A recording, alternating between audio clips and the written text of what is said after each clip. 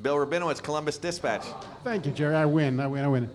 Thank you, Will. Will, you said after last week, obviously it was a huge win, but you said it's probably your worst game as a Buckeye. How do you feel about the way you played today? Look mistake-free. It looked like you were in control. I mean, is this kind of the way you want to be? Yeah, I wouldn't say mistake-free. If you look at the stats, you could say mistake-free and turnover-free, but definitely not mistake-free. There's probably 5 or 6 plays I'd like to have back. Kind of underthrew Carnell on that one. Lost my footing a couple times. But overall, to come out of it, 21-26.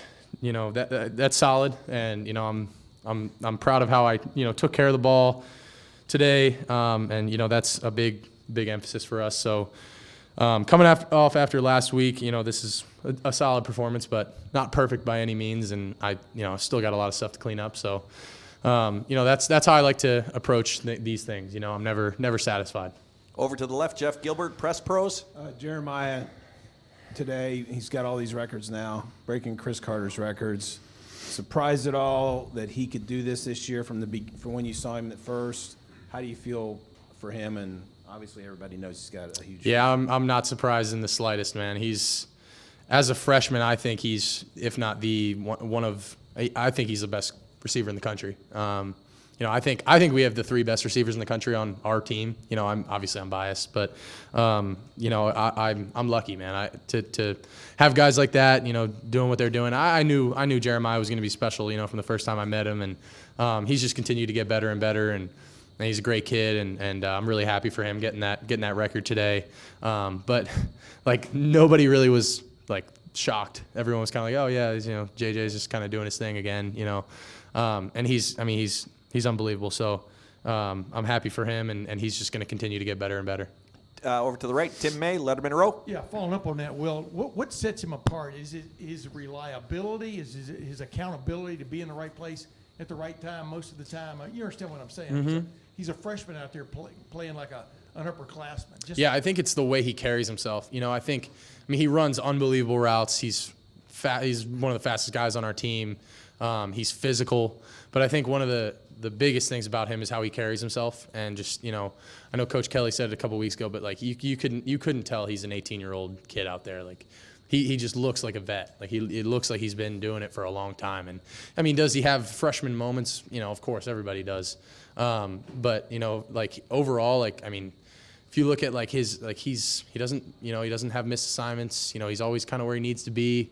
He knows what's going on, and for a freshman to step into an offense like this, of this caliber, and to not skip a step, and to know what he's doing all the time, that's special, and that's, I think, what really separates him from the rest of the pack.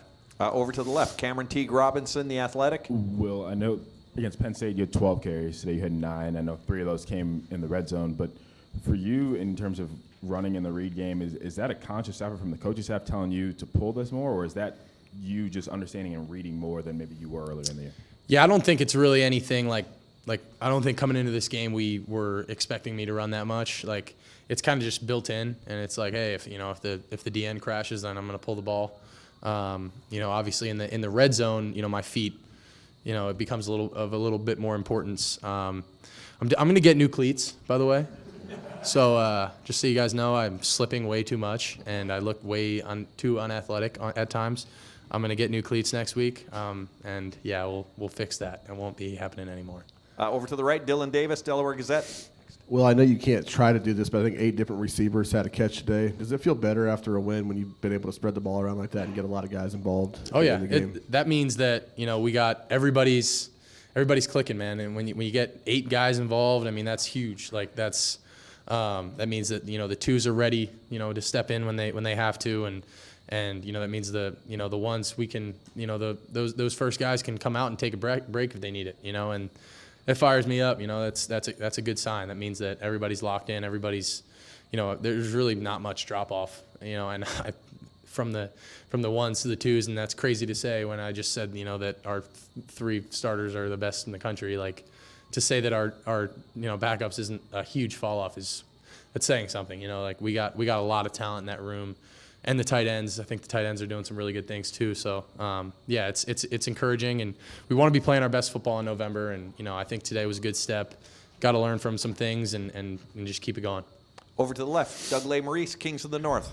Will, could you take us through the touchdown to G. Scott maybe a little bit? He said he got held up a little bit on the release. And was Jeremiah your first read there? And then what do you and the line have to do to let that play develop? Yeah, so it's really just a kind of a reverse throwback, and we have, the running back gets out on a little wheel route, and that was kind of how we ran it this week. And then G's kind of bluffing, and he's working through the line, acting like he's blocking and getting out, and that's usually what pops open on that play. They ran with the running back, they saw that, and then I just kind of had to be patient and wait, and I was kind of sitting there like, man, like this is taking a little while. But then all of a sudden he popped loose. He got held up by a couple different guys, but credit to the O-line for holding up. I mean, they know on that play that they have to hold up for a little longer. It could take the tight end a couple seconds to get out there, but he got out and he did a great job. Selling that it was that he was blocking and he did the rest and got in. Over to the right, Brendan Gulick, Buckeyes Now on Sports Illustrated. Will, a couple of weeks ago, you were coming out of a bye. Nebraska was coming off a 50-point loss, and maybe there were some moments where the offense was a little flat. Obviously, an emotional win last week, but you're playing a team this week that hasn't had a great season. Ryan talks all the time about leaving no doubt. Can you speak to the urgency this week as you guys tried to prepare for a game and put a really good effort forward, even though a team was 1-7 coming in? Yeah, that was something we stressed all week was, it's not about them. It's about us. And it doesn't matter who walks out there across from us.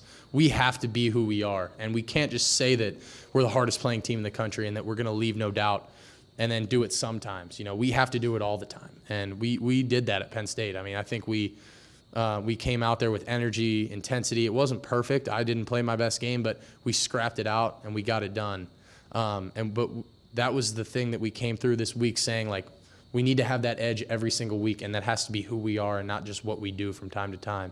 And, I think Purdue is a better football team than their record indicates. I don't think that they're a 1-8 football team. I really do believe that. I think that they do some good things. They've struggled a little bit this year, but like we said, like, it's not about them, it's about us. And if we're going to be who we say we are, and we're going to be the baddest team in the country, like, and we have to be that every single week. Final two questions. Andy Backstrom, Letterman Row. Yeah, Will, when you have Q and Trey on the field together at once, what kind of bind is that putting the defense in, and just what's it like when you see both those guys out there? It makes it hard on those guys, man. It's, I think that's one of the first times we've done that this year, but it fires me up. It's good to have those two on this field at the same time, and you don't know who the ball is going to, and then, I mean, you put that with all the other playmakers we got out there. You can do a lot of different things with it, and it allows you to be multiple in what we do, and fake it to Q, give it to Trey, stuff like that. It makes it fun. And last question, Spencer Holbrook, Letterman Row. Will, after the Oregon game and into Nebraska, you guys were trying new offensive line stuff, and then obviously Zen goes down. Hindsight, now you can look back. How's your internal clock right now and getting comfortable behind this offensive line that now has played 2 games together, in front of you, things like that? Just your internal clock and how that's been for you as not having Josh anymore. Yeah, I mean, I don't think it's changed at all. Like, it really hasn't skipped a beat. And, I think they took some flack after that Nebraska game. And, obviously it was sad to see what happened to Zen. But, I mean, Carson comes in and does a hell of a job against Penn State. And today I think he played a hell of a game again. So really my internal clock hasn't changed. Like, that's not something I'm thinking about. Like, I'm not like, oh, shoot, like, that's Donnie out there, not Jim. Like, I'm not worried about that at all. Like, I have the utmost confidence in those guys. And there were a couple times today where I, like on that 2-minute drive, I cannot take that sack there. I got to throw that ball away. And then the other one where I just freaking fell on my face in the backfield, like, that's on me. Like, I took 2 sacks that probably they should not have counted as sacks for those guys. And I feel bad for them because it goes on their record, but I'll get them back. Will, thank you very much. Appreciate you guys. Go Bucks.